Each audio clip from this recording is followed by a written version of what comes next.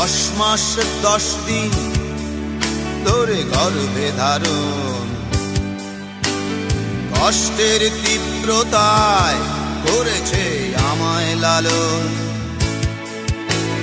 হঠাৎ কোথায় না বলে হারিয়ে গেল,